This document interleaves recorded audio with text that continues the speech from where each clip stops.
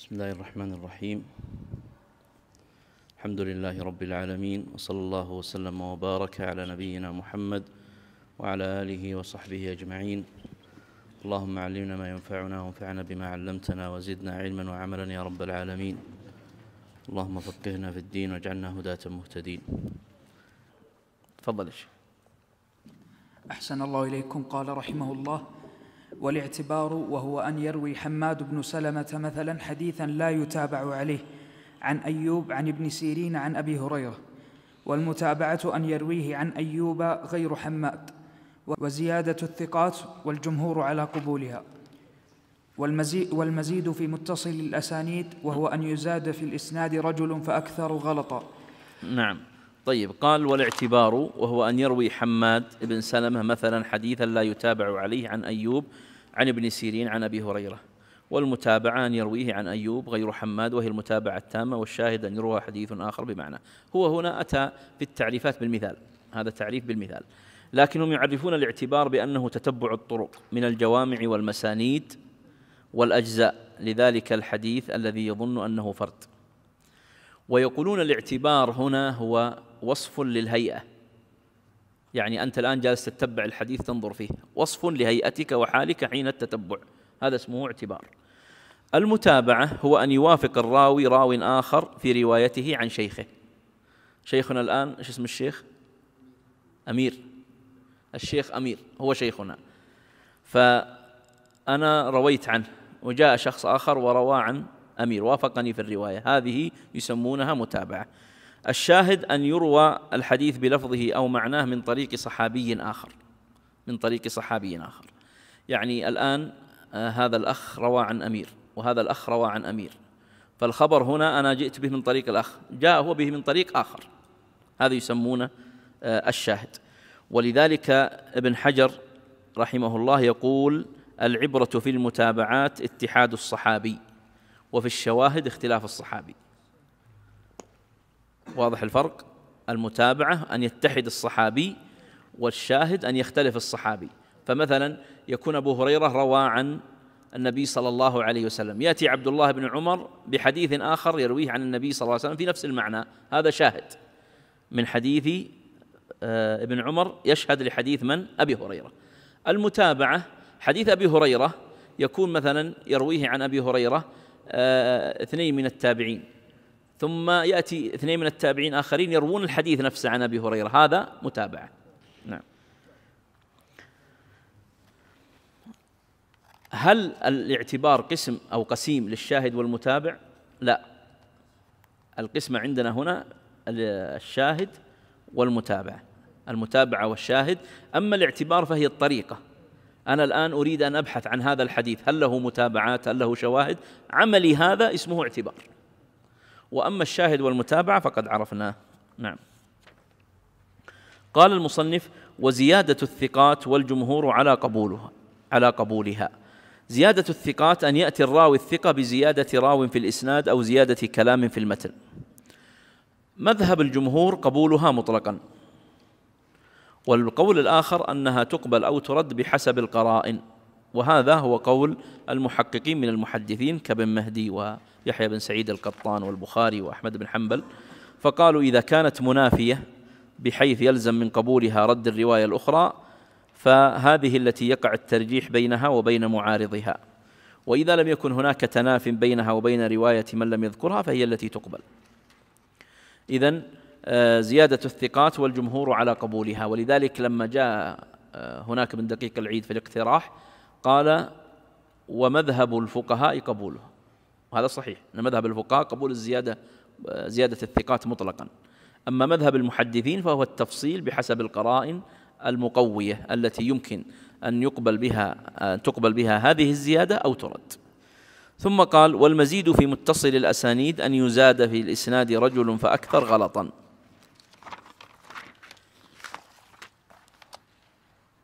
طبعا هذا المزيد في متصل الأسانيد له ضوابط: أن يكون في إسناد ظاهره الاتصال، وثانيا أن تكون الزيادة على سبيل الخطأ، أن تكون الزيادة على سبيل الخطأ.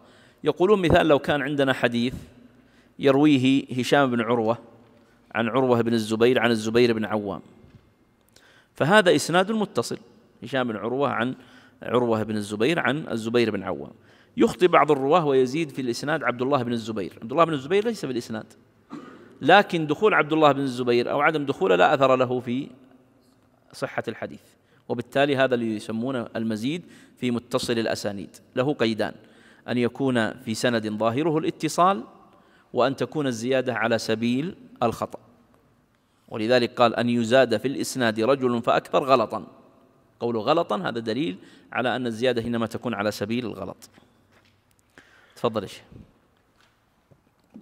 أحسن الله إليكم. قال رحمه الله: وصفة الراوي وهو العدل الضابط، ويدخل فيه معرفة الجرح والتعديل وبيان سن السماع وهو التمييز، ويحصل له في خمس غالبا: وكيفية السماع والتحمل، وكتابة الحديث وهو جائز إجماعا، وتصرف الهمة إلى ضبطه. وأقسام طرق الرواية وهي 8: السماع من لفظ الشيخ والقراءة عليه، والإجازة بأنواعها، والمناولة والمكاتبة، والإعلام والوصية والوجادة. وصفة الرواية وأدائها، ويدخل فيه الرواية بالمعنى واختصار الحديث. وآداب المحدث وطالب الحديث. نعم. المصنف هنا رحمه الله يقول: وصفة الراوي، قال: وهو العدل الضابط، ويدخل فيه معرفة الجرح والتعديل.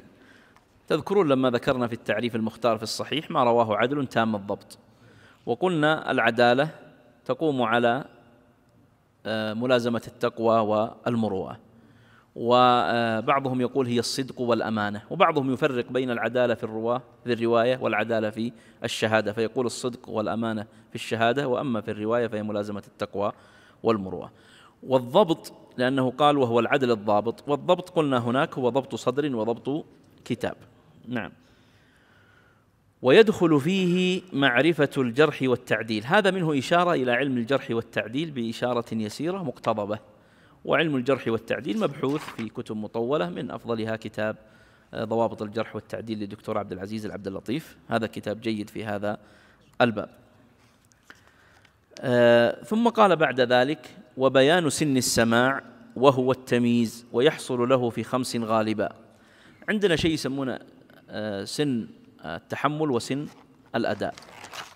التحمل يعني تحمل الحديث وهو سماع الحديث، والأداء هو أن يؤديه، وأيهما يسهل فيه؟ في التحمل، ولذلك يصح تحمل الكافر ولا لا؟ يصح، والفاسق والصغير. قال هنا: وبيان سن السماع وهو التمييز، ويحصل له في 5 غالبا. 5 يعني 5 سنين. وكيفية السماع والتحمل،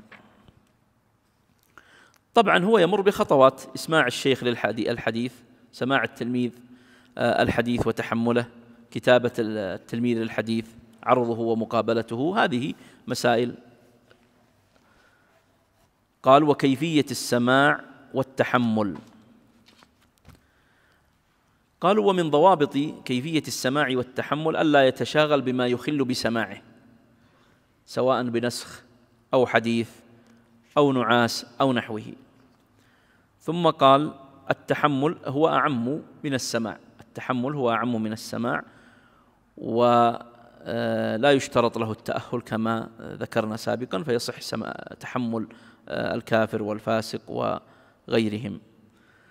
قال: وكتابة الحديث وهي جائزة إجماعا.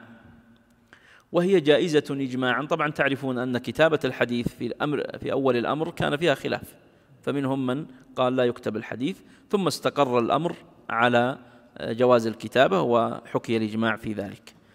وتصرف الهمة إلى ضبطه، تصرف الهمة إلى ضبطه يعني ضبط الكتابة، بحيث تكون محررة، إذا احتيج إلى النقط ينقط، إذا احتيج إلى الشكل يشكل، ونحو ذلك. ثم قال: وأقسام طرق الرواية وهي 8.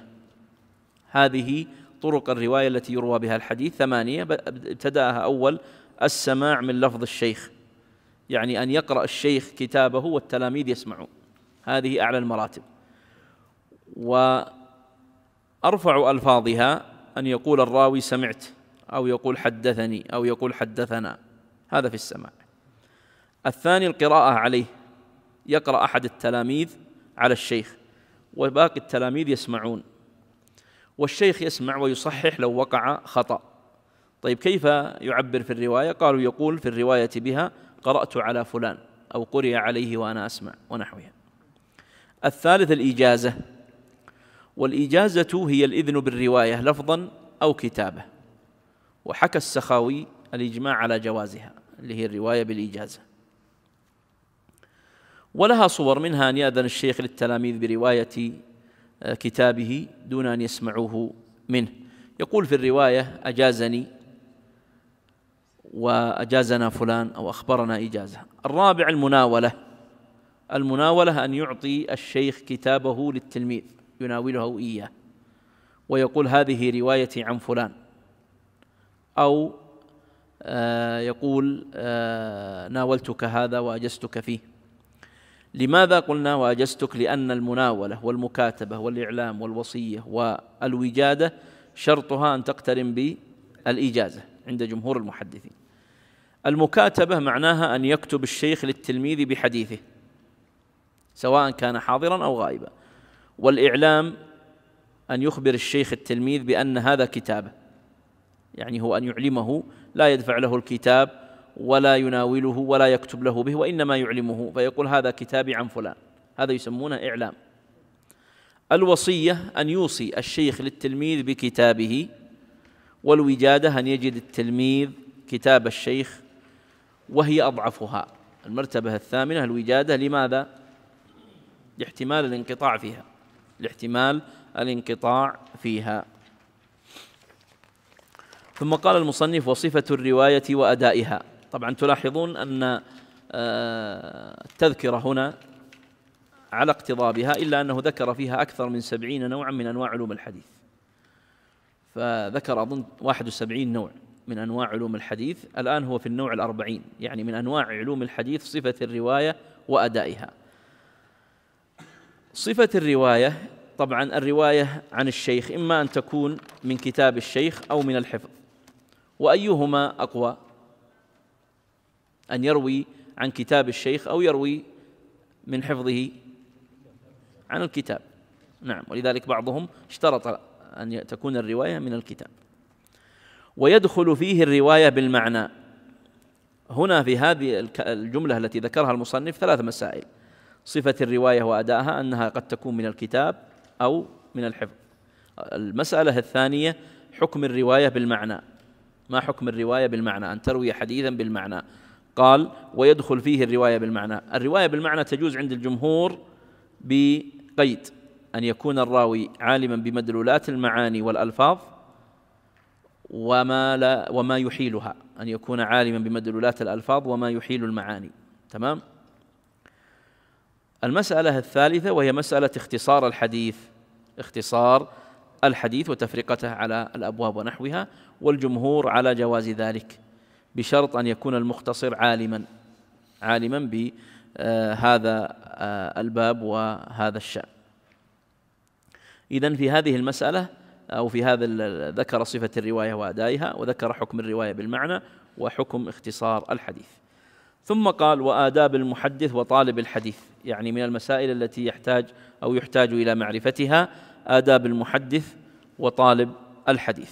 وآداب المحدث مشهورة، ومن أشهر الكتب التي كتاب حافظ المشرق وحافظ المغرب، كتاب الخطيب البغدادي الجامع لأخلاق الراوي وآداب السامع، وكتاب ابن عبد البر وهو إيش؟ جامع بيان العلم وفضله. نعم. وللخطيب كتاب آخر اسمه الفقيه والمتفقه وغيرهم من وابن جماعة وغيره. تفضل. أحسن الله إليكم. قال رحمه الله ومعرفة غريبه ولغته وتفسير معانيه واستنباط أحكامه، وعزوه إلى الصحابة والتابعين وأتباعهم وفاقا وخلافا. ويحتاج في ذلك إلى معرفة الأحكام ال5، وهي الوجوب والندب والتحريم والكراهة والإباحة، ومتعلقاتها من الخاص وهو ما دل على معنى واحد، والعام وهو ما دل على شيئين من جهة واحدة، والمطلق وهو ما دل على معنى واحد مع عدم تعيين فيه ولا شرط، والمقيد وهو ما دل على معنى مع اشتراط آخر، والمفصل وهو ما عرف المراد من لفظه ولم يفتقر في البيان إلى غيره والمفسر وهو ما ورد البيان بالمراد منه في مدلوله، والمجمل وهو ما لا يفهم المراد منه في مدلوله. نعم. غريب الحديث وما يتعلق به هذا أيضا من أنواع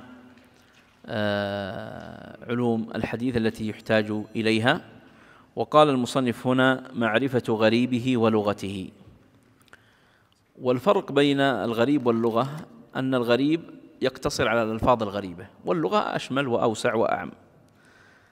فمثلا جاء في الحديث أن النبي صلى الله عليه وسلم يقول: أنا زعيم ببيت في ربض الجنة لمن ترك المراء وإن كان محقا. إيش معنى ربض الجنة؟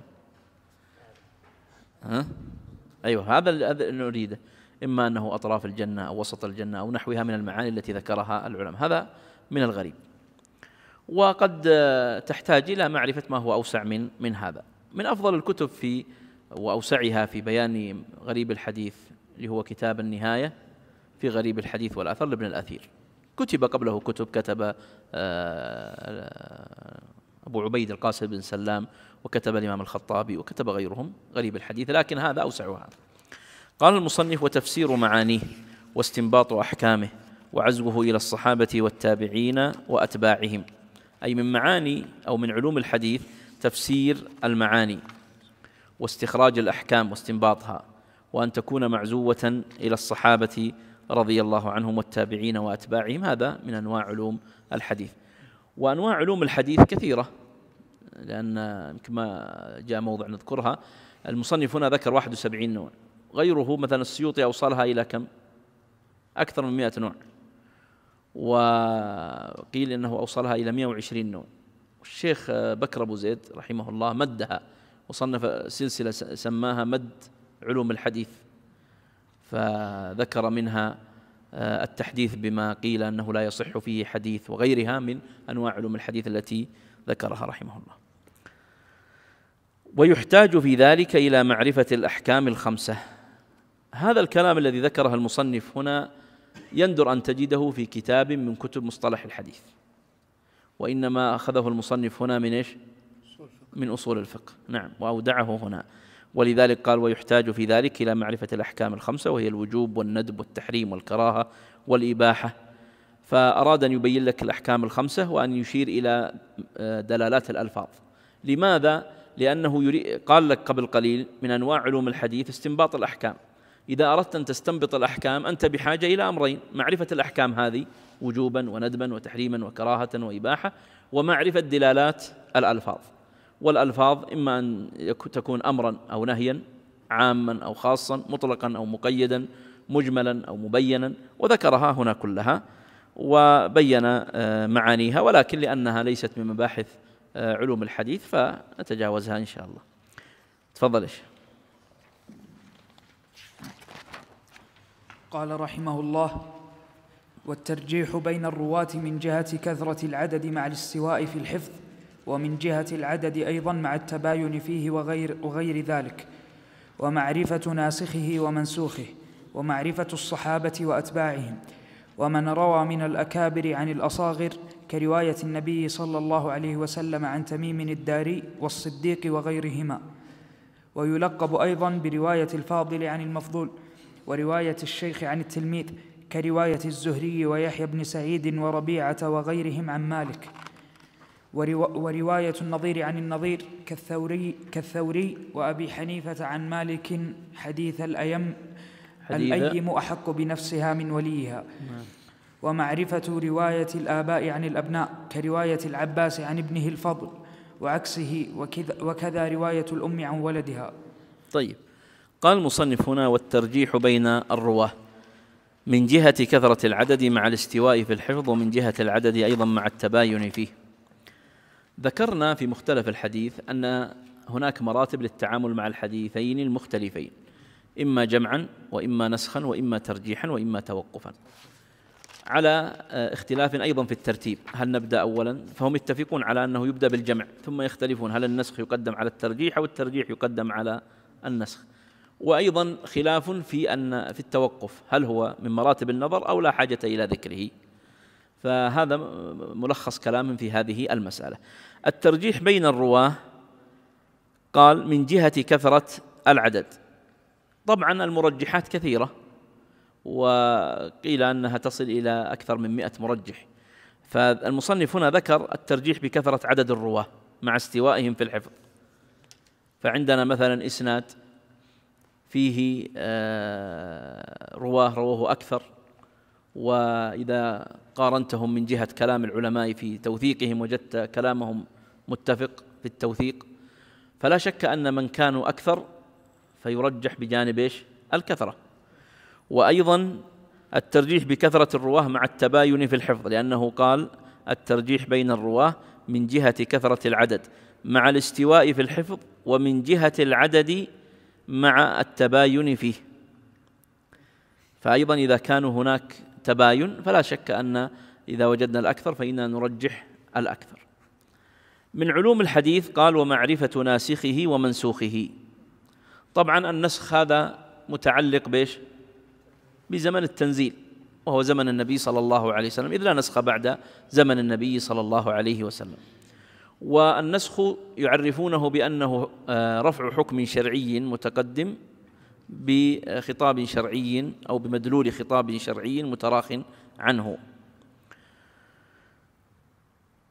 وفائدة معرفة الناسخ والمنسوخ تظهر في دفع التعارض كما ذكرنا. ومن أفضل من كتب في الناسخ والمنسوخ كتاب الاعتبار في الناسخ والمنسوخ للحازمي، للإمام الحازمي رحمه الله. ثم قال يعني من مباحث علوم الحديث معرفة الصحابة. الصحابي من هو؟ الصحابي قالوا هو من لقي النبي صلى الله عليه وسلم مؤمنا به ومات على ذلك ولو تخللت ردة على الأصح. يعني لو تخللت ردة، يعني لو افترضنا أن الصحابي لقي النبي وآمن به ثم ارتد ثم رجع إلى الإسلام مرة أخرى، فإنه يوصف بأنه صحابي لا ينتفي عنه اسم الصحبة. هل روي عن أحد من الصحابة؟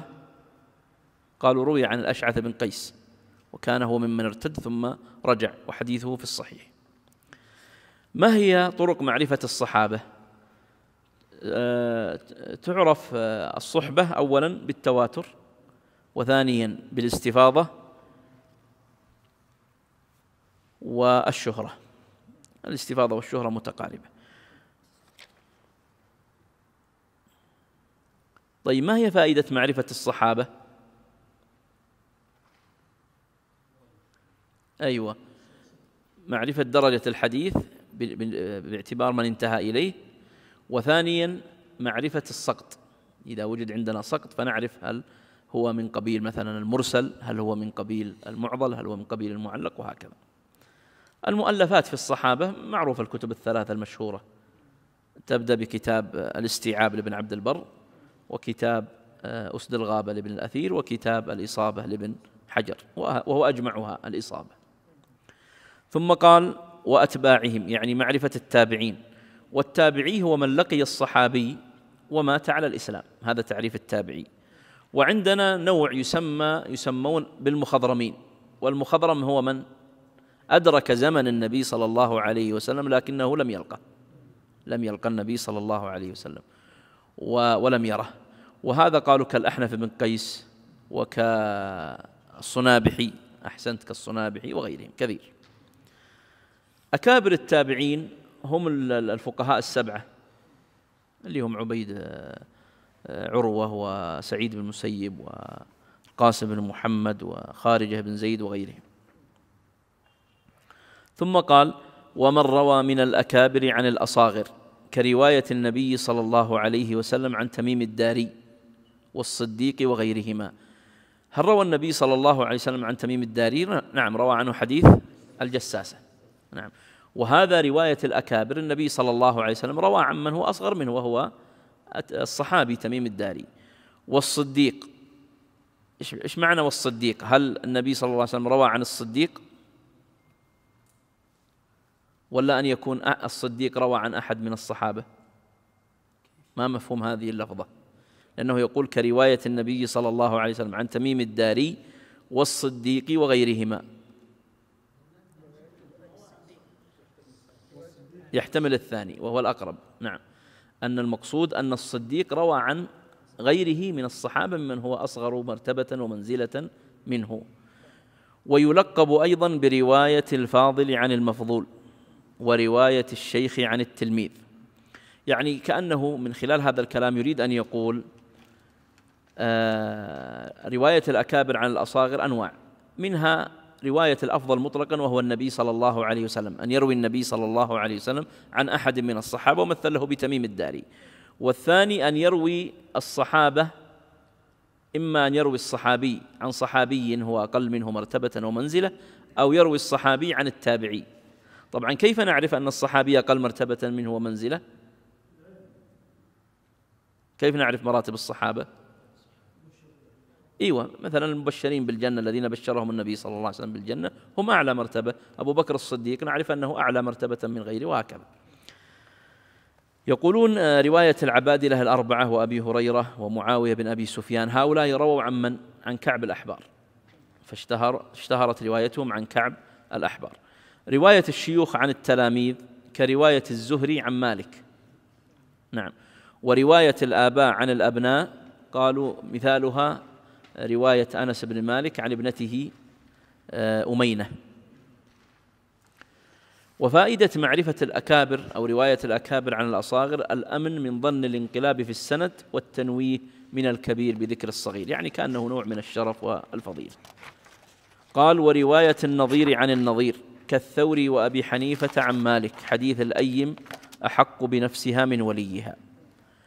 هذا بعد أن تكلم رواية الأكابر عن الأصاغر على التقسيم اللي ذكرناه، قال هنا رواية النظير عن مثله، يعني هم في مرتبة واحدة أو في درجة واحدة، يعني أن يكونوا من التابعين من كبار التابعين. ومثل هنا أو من أتباع التابعين برواية الثوري وأبي حنيفة عن مالك، وقال هو حديث الأيم أحق بنفسها من وليها. ذكر هنا أن هذه الرواية أخرجها الدارقطني في غرائبه. قال ابن حجر أبو حنيفة لم تثبت روايته عن مالك، وإنما أوردها الدارقطني ثم الخطيب لروايتين وقعتا لهما عنه بإسنادين فيهما مقال. وأيضا فإن رواية أبي حنيفة عن مالك إنما هي فيما ذكره في المذاكرة ولم يقصد الرواية عنه. كان هذا تعقب من ابن حجر رحمه الله على مثل هذا الكلام. قال ومعرفة رواية الآباء عن الأبناء كرواية العباس عن ابنه الفضل وعكسه، وكذا رواية الأم عن ولدها. طبعا رواية الآباء عن الأبناء هي نوع من رواية إيش اللي تقدمت؟ الأكابر عن الأصاغر، وعكسه وهي الجادة. رواية الأصاغر عن الأكابر هي الجادة والمشهورة والأكثر، أن يروي الصغير عن الكبير. يذكرون هنا أيضا رواية أم رومان، وهي زوج من؟ أبو بكر الصديق. روت عن عائشة رضي الله عنها قصة زواج عائشة، صح ولا لا؟ لما قالت أن النبي صلى الله عليه وسلم خطبها وكانت يعني ليست بذاك تلعب مع الجواري، وأيضا جسمها كان فيه نحول، فكانت تعطيها من الأكل، وحتى إذا كان يوم زواجها تكون قد وصلت إلى حال جيد. وصنف الخطيب البغدادي رحمه الله هنا كتابا سماه رواية الآباء عن الأبناء. تفضل. أحسن الله إليكم. قال رحمه الله ومعرفة المدبج وهو رواية الأقران بعضهم عن بعض، فإن روى أحدهما عن الآخر ولم يروي الآخر عنه فغير مدبج. ومعرفة الإخوة والأخوات كعمر وزيد بني الخطاب، ومن اشترك عنه في الرواية اثنان تباعد ما بين وفاتيهما كالسراج فإن البخاري روى عنه، وكذا الخفاف وبين وفاتيهما 137 أو أكثر. ومن لم يروي عنه إلا واحد من الصحابة فمن بعدهم كمحمد بن صفوان لم يروي عنه غير الشعبي. نعم، ذكر هنا مسألة وهي المدبج. قال ومعرفة المدبج وهي رواية الأقران بعضهم عن بعض. ولاحظ هنا أن هذه المباحث التي يذكرها يعني يمكن أن تصنف على أنها من ملح وعلم المصطلح، وإن كان لها أثر، وإن كان قد يكون لها أثر في تقرير المتقدم والمتأخر والمتصل والمنقطع وغيرها. رواية المدبج قال رواية الأقران بعضهم عن بعض. يعني إيش فرق المدبج عن رواية النظير عن نظيره؟ أيوة أحسنت. المدبج يلزم يعني أروي أنا عن الشيخ إيش عبد الله، الشيخ عبد الله يروي عن مساعد، هذا يسمى مدبج. إذا رويت أنا عن الشيخ عبد الله فقط ولم يروي هو عني صار النظير عن النظير. واضح؟ هذا الفرق بين المدبج وبين النظير. يقولون مثاله في الصحابة أن أبا هريرة رضي الله عنه روى عن عائشة، وعائشة روت عن أبي هريرة. وفي التابعين الزهري روى عن أبي الزبير، وأبو الزبير روى عن الزهري. وفي أتباع التابعين مالك روى عن الأوزاعي، والأوزاعي روى عن مالك. قال فإن روى أحدهما عن الآخر ولم يروي الآخر عنه فغير مدبج، اللي ذكرناه الأقران أو النظراء يروي بعضهم عن بعض. ومعرفة رواية الإخوة والأخوات كعمر وزيد ابني الخطاب، يعني أنه قد يحصل في بعض الأحاديث أن يروي الأخوين، ومثل هنا من الصحابة بعمر وزيد، وهما كلاهما من الصحابة، عمر بن الخطاب وزيد بن الخطاب. ومن التابعين ذكروا عتبة وعبد الله، هؤلاء ابنا مسعود، عتبة عبد الله ابن مسعود وأخوه عتبة ابن مسعود. وأيضا أسماء بنت أبي بكر الصديق روت، وعائشة بنت أبي بكر الصديق روت، وعبد الرحمن ابن أبي بكر الصديق روى. فهؤلاء كلهم من أمثلة رواية الإخوة والأخوات. ومن اشترك عنه في الرواية اثنان تباعد ما بين وفاتيهما كالسراج، فإن البخاري روى عنه، وكذا الخفاف، وبين وفاتيهما 137 أو أكثر. عندنا راوي يشترك في الرواية عنه راويان، أحد الراويين متقدم والآخر متأخر، ومثل هنا بالسراج. والبخاري السراج هذا هو أصلا من تلاميذ الإمام البخاري. البخاري متى وفاته؟ 256. والخفاف هذا توفي سنة 393. وكلهم اتفقوا في الرواية عن من؟ عن السراج، أبو العباس السراج. أبو العباس السراج إيش منزلته من البخاري؟ تلميذه. ومنزلة من الخفاف شيخه. لكن لاحظ أن بين وفاة البخاري رحمه الله وبين وفاة الخفاف أكثر من 137 عام. هل يقع هذا؟ قالوا قد يقع. فمعنى هذا أن مثلا لو قلنا بأن البخاري رحمه الله روى عن تلميذه أبو العباس بن السراج، وأبو العباس هذا ابن 18 سنة، وتوفي البخاري بعد روايته عنه ب4 سنوات، وهذاك صار عمره 22 سنة، ثم عمر حتى وصل 90 سنة، وهو ابن مثلا 80 سنة، أخذ عنه الخفاف، والخفاف هذا عمر 80 سنة، فهذا ممكن.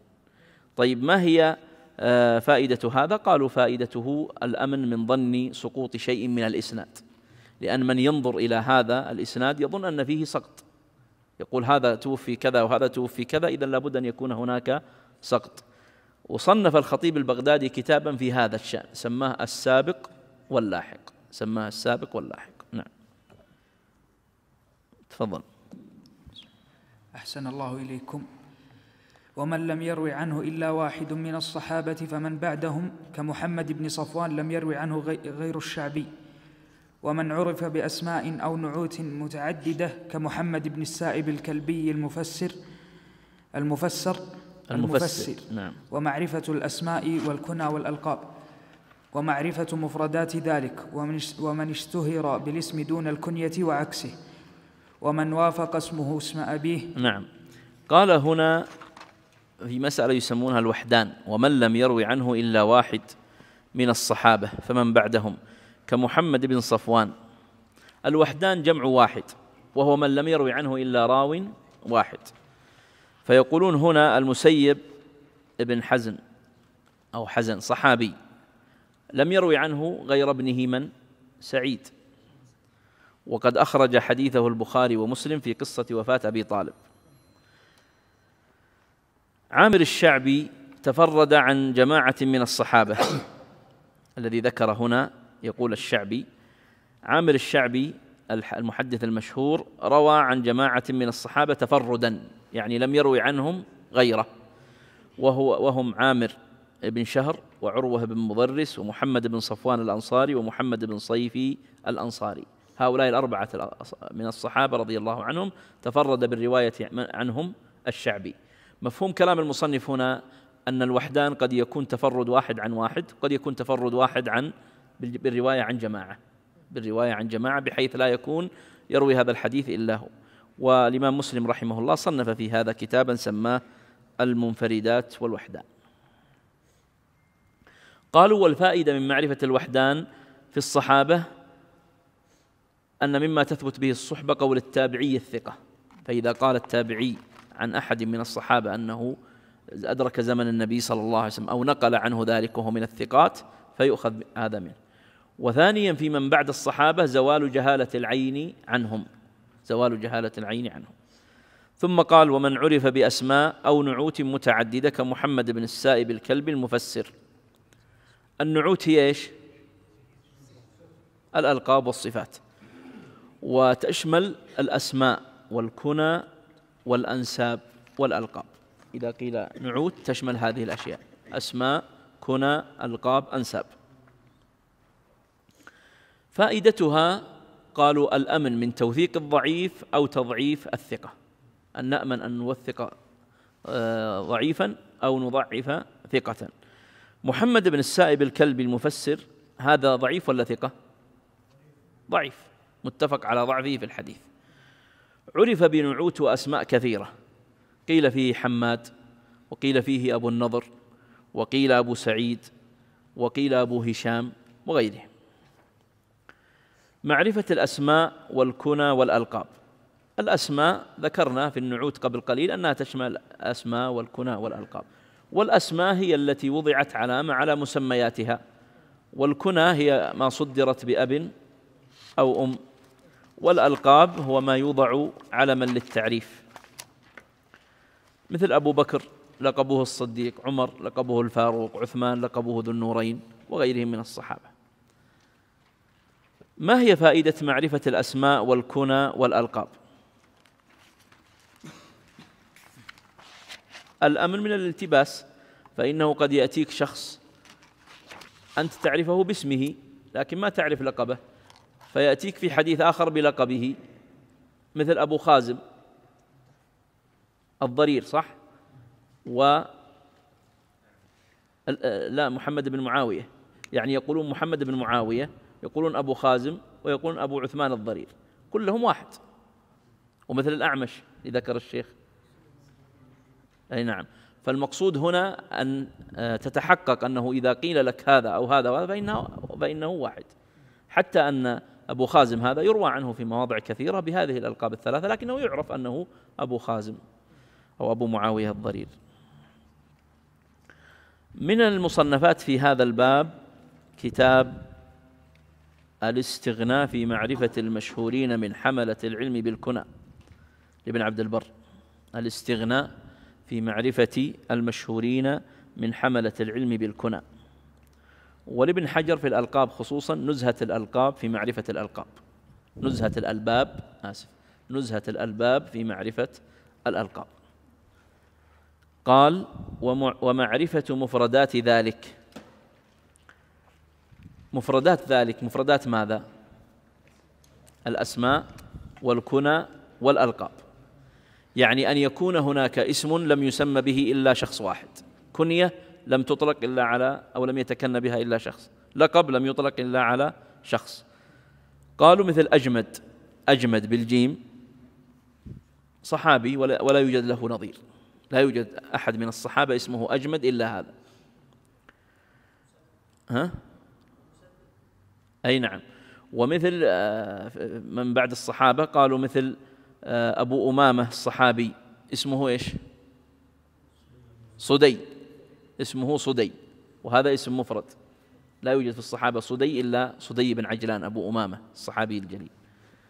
أبو السنابل ابن بعكك، نعم، هذا اللقب، هذه الكنية أبو السنابل لا يوجد في الصحابة إلا هذا.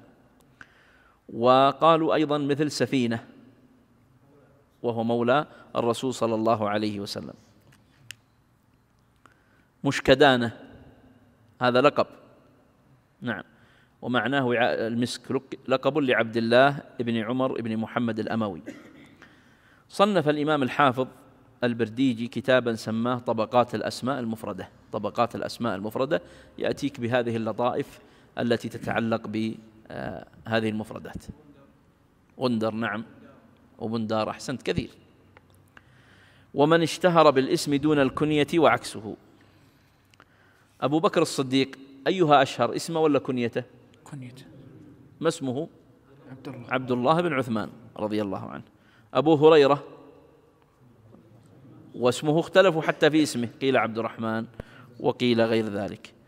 أبو الضحى مسلم ابن الصبيح أو بن صبيح. ومثال من اشتهر باسمه وأحيانا ما تعرف كنيته، بلال بن رباح الصحابي، ما هي كنيته؟ أبو عبد الله، أو قالوا أبو عبد الكريم، لكن هذه الكنية في حكم المهجور، نعم. خالد بن الوليد كنيته أبو سليمان، نعم. قال ومن وافق اسمه اسم أبيه.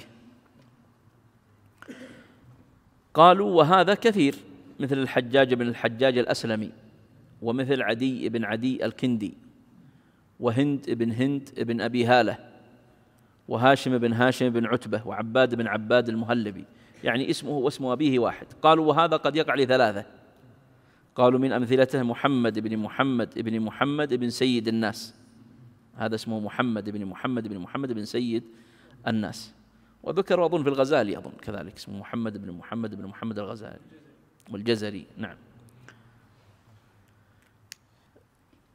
أبو الفتح الأزدي صنف كتابا في هذا الشأن، من وافق اسمه اسم أبيه، ذكر فيه 97 راويا من رواة الأحاديث وافق اسمه اسم أبيه، نعم.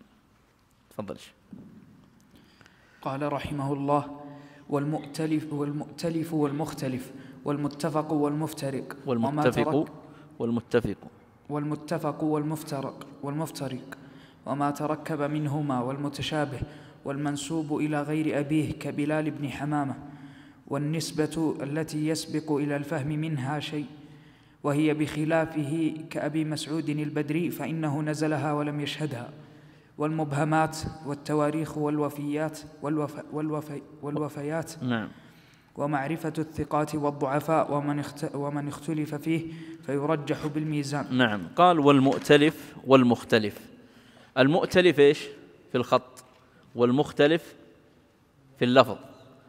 المؤتلف خطا والمختلف لفظا. وهذا يقولون مثل سلام وسلام، سلام وسلام، عقيل وعقيل، عمارة وعمارة، نعم، حصين وحصين، وحزام وحرام، مسور ومسور، وغيرها. الدارقطني رحمه الله صنف كتابا في هذا الشأن سماه المؤتلف والمختلف، وكذلك الخطيب البغدادي. ثم قال والمتفق والمفترق. هناك قلنا المؤتلف خطا والمختلف لفظا. طيب هنا المتفق خطا ونطقا، والمفترق جدا أو نسبة أو غير ذلك. المتفق خطا أو نطقا، والمفترق جدا أو نسبة أو غير ذلك. مثل عمر بن الخطاب قالوا يوجد 6 يحملون هذا الاسم، ولكن أشهرهم عمر بن الخطاب رضي الله عنه. الخليل بن أحمد، أيوة، هذا يوجد أيضا حوالي 6 أو 7 يحملون هذا الاسم، ولكن أشهرهم الخليل الفراهيدي النحوي المشهور. أحمد بن جعفر بن حمدان، 4 في هذا الشأن.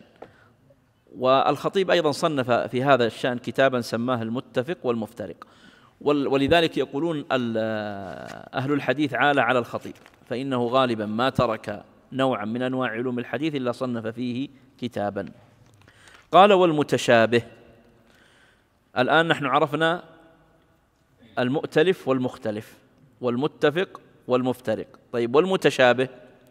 قالوا معناه أن يتفق الأسماء أو أن تتفق الأسماء خطا ونطقا وتختلف الآباء.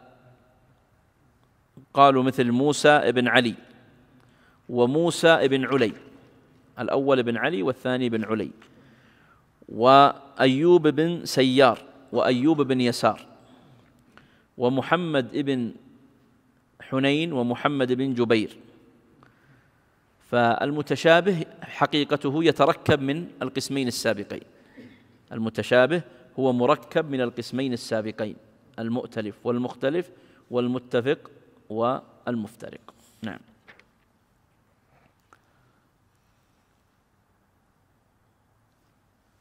وصنف الخطيب فيه كتابا سماه تلخيص المتشابه في الرسم. تلخيص المتشابه في الرسم. ثم قال والمنسوب إلى غير أبيه كبلال بن حمامة، يعني ينسب إما إلى أمه أو إلى جده أو إلى جدته أو إلى رجل غير أبيه هو منه بسبب، يعني كان يكون ممتنا عليه في تعليم أو في عتق أو في غيرها. قالوا مثل بلال بن حمامة. من هو بلال بن حمامة؟ هو بلال بن رباح، نعم، وحمامة هذا أمه. المقداد بن الأسود، قالوا اسمه أصلا المقداد بن عمرو، وإنما كان في حجر الأسود الزهري فقيل له المقداد بن الأسود. والفائدة من معرفة هذا دفع التوهم، هذا الكلام كله دفع التوهم حتى لا نتوهم أن هذا أكثر من شخص وإنما هو شخص واحد. قال والنسبة التي يسبق إلى الفهم منها شيء وهي بخلافه كأبي مسعود البدري فإنه نزلها ولم يشهدها. يقول العراقي في التبصرة قد ينسب الراوي إلى نسبة من مكان أو وقعة أو قبيلة أو صنعة، وليس الظاهر الذي يسبق إلى الفهم من تلك النسبة مرادا، بل لعارض عرض من نزوله في ذلك المكان أو في تلك القبيلة أو نحو ذلك. يقول الآن أبو مسعود البدري، إذا أخذت الاسم دون أن يكون لديك معرفة سابقة بترجمة الصحابي والكلام فيه تظن أنه شهد بدرا، والحقيقة أنه لم يشهد بدرا، أيوة، وإنما إيش نزل فيها فنسب إليها. قالوا أيضا مثله خالد الحذاء، أي نعم، نزل في هذه المحلة ولكنه ليس حذاء يعني يصنع الحذاء. ومثله سليمان بن طرخان التيمي، قالوا نزل في تيم وليس منهم. وهذا كثير، تجد أنهم يقولون مثلا فلان المكي، الحقيقة أنه ليس من أهل مكة وإنما نزل وجاور في مكة ونحوها. المبهمات هذه قرأتها؟ ها؟ أيوة، المقبرة، أحسنت، نعم. قال والمبهمات، تفضل أكمل إلى الأخير. أيوة، الذي قرأها شيء. المبهم هو الذي لم يصرح باسمه في سند الحديث أو متنه، هذا معنى المبهم. يقولون المجاهيل ثلاثة: مبهم ومجهول عين ومجهول حال. والمبهم هو هذا، يعني لم يصرح به مطلقا. طيب مجهول العين صرح باسمه ولكن لم يروي عنه إلا راو واحد، هذا يسمونه مجهول العين. مجهول الحال صرح باسمه وروى عنه اثنان أو أكثر لكن لم يوثق أو يضعف، واضح؟ فعندنا مبهم لم يصرح باسمه مطلقا، مجهول العين صرح باسمه لكن لم يروي عنه إلا راو واحد دون أن يلحقه توثقة أو تضعيف، ومجهول الحال هو الذي صرح باسمه وروى عنه أكثر من واحد دون أن يلحقه أيضا توثيق أو تضعيف. فالإبهام هنا قسمان: إبهام في السند وإبهام في المتن. والإبهام في السند فائدة معرفته زوال الجهالة، لأن إذا كان عندنا راوي مبهم فإن الحديث يضعف لأن هنا راوي لا نعرفه، وهذا الراوي طبعا إن كان من الصحابة فإبهامه لا يضر لأن الصحابة كلهم عدول كما نعرف، لكن يرد عندنا الإشكال إن كان بعد زمن الصحابة. الإبهام في المتن هذا كثير، مثل قول ابن عباس أن رجلا قال يا رسول الله الحج كل عام. طيب من هو الرجل الذي قال هذا؟ هذا يفيد في إثراء العلم الحديثي والمعرفة، ولكنه ليس من متين العلم، سواء عرفت من هو الذي سأل النبي صلى الله عليه وسلم أو لم تعرفه فإن هذا لا يضر شيئا. قد يوجد في بعض الأحاديث لكنها قليلة يكون له أثر في المعرفة. صنف في هذا الولي العراقي كتابا سماه المستفاد من مبهمات المتن والإسناد، المستفاد من مبهمات المتن والإسناد. ثم قال والتواريخ والوفيات. التواريخ تواريخ الرواة يشمل تاريخ المولد والرحلة والسماع والوفاة، ولكن أهمها إيش؟ الوفاة. أهم أنواع التواريخ الوفيات، ولذلك إذا جيت تترجم لأحد فلا بد أن تركز على تاريخ الوفاة، حتى إذا كان عند الإنسان قدرة على الحفظ يحفظ تواريخ الوفاة من الصحابة والتابعين والأئمة وغيرهم. فائدة معرفة التواريخ والوفاة مسألة الانقطاع والاتصال الذي ذكرنا، حتى ننظر هل هذا الذي روى أدرك الذي روى عنه الراوي هذا أدرك الذي قبله أو لم يدرك. يقول سفيان الثوري لما استعمل الرواه الكذب استعملنا لهم التاريخ، لما استعمل الرواه الكذب استعملنا لهم التاريخ. يأتي شخص مثلا متأخر زمنا فيقول رويت عن فلان، فننظر التاريخ إذا فلان الذي يقول روى عنه مات قبل أن يولد هذا المتأخر، إذن هذا يدل أنه لم يلقه أصلا. أيضا معرفة الناسخ والمنسوخ. من أفضل ما كتب في تواريخ الوفيات تذكرة الحفاظ للإمام الذهبي رحمه الله، كتاب مفيد في هذا الباب. قال ومعرفة الثقات والضعفاء ومن اختلف فيه فيرجح بالميزان. الثقة ذكرناه قبل ذلك وهو العدل الضابط، والضعيف ما اختل فيه أحد الوصفين، والمختلف فيه الذي يحصل فيه تعارض في الجرح والتعديل. ولذلك يقولون إذا تعارض الجرح والتعديل فهل نأخذ بالجارح أو بالمعدل؟ قالوا إن كان الذي جرح لم يعرف بجرح سابق فنحن نأخذ بالمعدل، وإن كان قد عرف بجرح سابق فنأخذ بقول الجارح لأنه أقوى في هذا الباب. وفائدة معرفة، طيب ما معنى قوله فيرجح بالميزان؟ بالميزان وش هل هو كتاب ولا لا؟ يقصد بالعدل والقسط. ومن اختلف فيه فيرجح بالميزان يعني بالعدل والقسط، فلا يتشدد ولا يتساهل في هذا الأمر. وفي هذا الباب مصنفات جمعت الثقات والضعفاء، مثل التاريخ الكبير للبخاري تجد فيه ثقات وتجد فيه ضعفاء، وفيه كتب اختصت بالثقات مثل ثقات ابن حبان أو العجلي أو ابن شاهين، وهناك كتب اختصت بالضعفاء منها كتاب الضعفاء للبخاري. وعمدة المتأخرين وفي زمننا أن نرجع دائما إلى تهذيب التهذيب، فننظر ماذا قال فيه ابن حجر رحمه الله. قال ومن اختلط، تفضل. قال رحمه الله ومن اختلط في آخر عمره من الثقات وخرف منهم فمن روى قبل ذلك عنهم قبل وإلا فلا، ومن احترقت كتبه أو ذهبت فرجع إلى حفظه فساء، ومن حدث ونسي ثم روى عمن روى عنه، ومعرفة طبقات الرواة والعلماء والموالي والقبائل والبلاد والصناعة والحلي. نعم، يقول ومن اختلط في آخر عمره من الثقات وخرف منهم فمن روى قبل ذلك، هذه يسمونها رواية المختلط. والمختلط هنا هو طبعا لما نرجع إلى الطعن، قلنا الطعن في الراوي إما أن يكون في العدالة أو في الضبط، هذا من جهة الضبط، من جهة الضبط، وهو يتعلق بسوء الحفظ.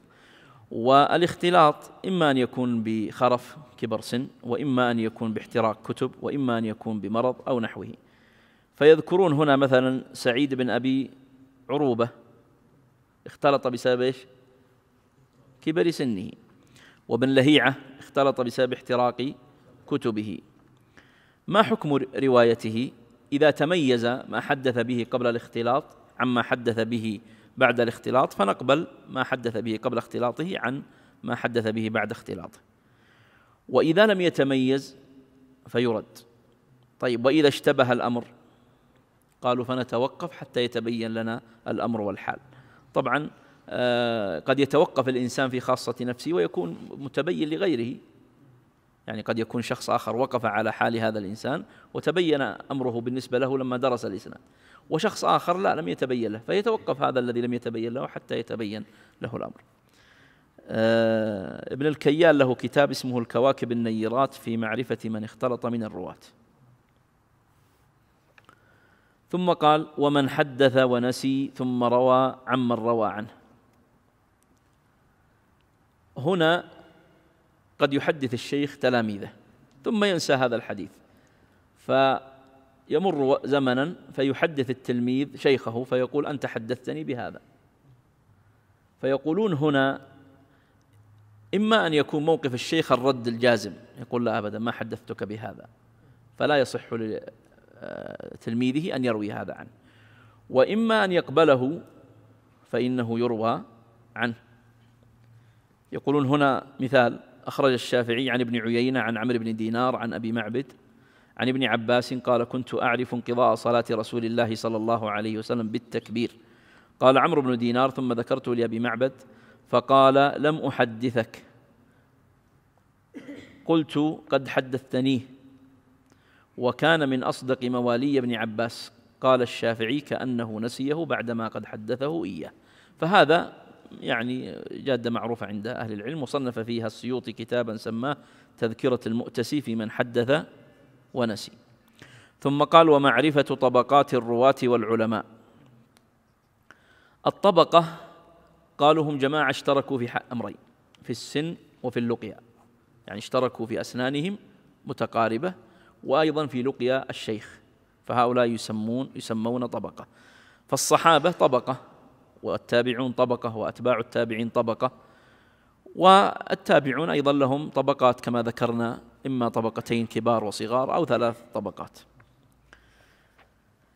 يقول السخاوي بين الطبقات والتاريخ عموم وخصوص وجهي، فيجتمعان في التعريف بالرواه وينفرد التاريخ بالحوادث.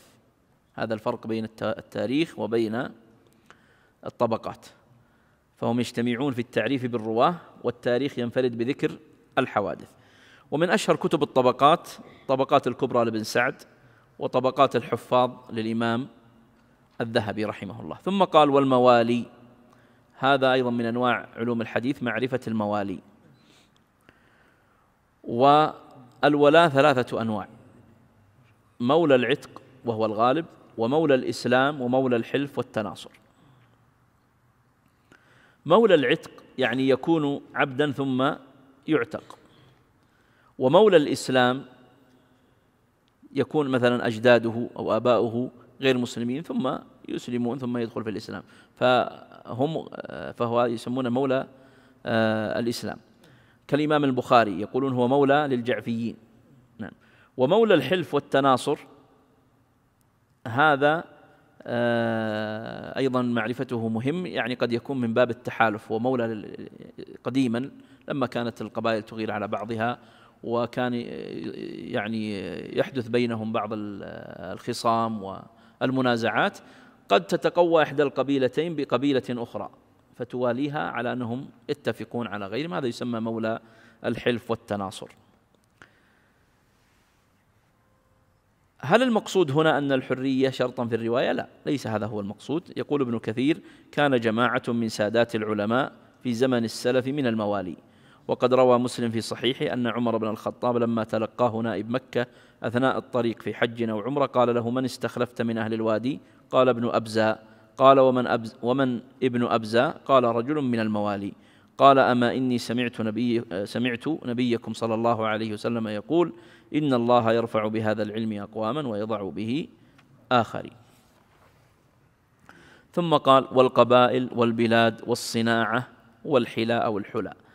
أيضا مما هو مهم معرفة أنساب الرواة وقبائلهم وبلادهم. والنسب معروف، يعني يكون مثلا من قريش أو من تيم أو من القبائل الهوازن أو من قبيلة الخزرج أو غيرها. والبلاد مكة، المدينة، البصرة، العراق. والصناعة أن يكون مثلا حداد، خياط، نجار. والحلى أو الحلى، ضبطها هنا الحلي، لكن يظهر لنا الحلى أو الحلى يعني الصفة التي يتصف بها. يقولون مثل ما يقولون الأعمش، الأعور، هذه صفة قد تكون صفة حسنة، وقد تكون مثل ما ذكرنا مشكدانة قبل قليل معناها جيد وحسن، وقد تكون صفة ليس مدلولها حسنا لكنها أطلقت وسرت، مثل الأعور ونحوه. من أشهر الكتب التي اعتنت بالأنساب كتاب السمعاني، الإمام السمعاني رحمه الله له كتاب اسمه الأنساب، وللخطيب أيضا تاريخ بغداد، ولابن عساكر تاريخ دمشق، وهي في هذا الباب. تفضل. أحسن الله إليكم. قال رحمه الله: وهذا آخر التذكرة، وهي عجالة للمبتدي فيه، ومدخل للتأليف السالف المشار إليه أولا، فإنه جامع لفوائد هذا العلم وشوارده ومهماته وفرائده، ولله الحمد على تيسيره وامتنانه. قال مؤلفه رحمه الله: فرغت من تحرير هذه التذكرة في نحو ساعتين من صبيحة يوم الجمعة 27 جمادى الأولى عام 63 و700. أحسن الله بعضها وما بعدها في خير وآمين، وعافية وصلواته على نبيه محمد وآله وصحبه وسلم. انتهت التذكرة في علوم الحديث، تأليف الإمام العلامة مفتي المسلمين سراج الدين عمر بن الشيخ الإمام العلامة أبي الحسن علي بن أحمد الأنصاري الشافعي المعروف بابن النحوي، تغمده الله برحمته، آمين. نعم، جزاكم الله خيرا، كتب الله أجركم. هذه التذكرة مما يشار إليه أن لها شرحا للإمام السخاوي اسمه التوضيح الأبهر لمن أراد التوسع فيه، وإن كان في بعض العبارات المغلقة لكن تحتاج أيضا إلى معرفتها والدراية بها، وشرحها عدد من المعاصرين، من أشهرهم الشيخ عبد الكريم الخضير حفظه الله ورعاه، فله شرح عليها جيد ومفيد. وهذه التذكرة هي تعتبر من المفاتيح الأولية في هذا العلم، وإذا جئت تقارنها مثلا بالبيقونية فهي أعلى مرتبة من البيقونية، لأنها اشتملت على أكثر من 70 نوعا، بينما البيقونية لم تتجاوز 40 نوعا من أنواع علوم الحديث. نسأل الله أن ينفعنا بما قيل وما سمعتم، وأن يجعل ذلك حجة لنا لا علينا، والله أعلم، وصلى الله وسلم على نبينا محمد وآله وصحبه أجمعين. جمعية الدعوة والإرشاد وتوعية الجاليات بأبها، بالدعوة نحيا.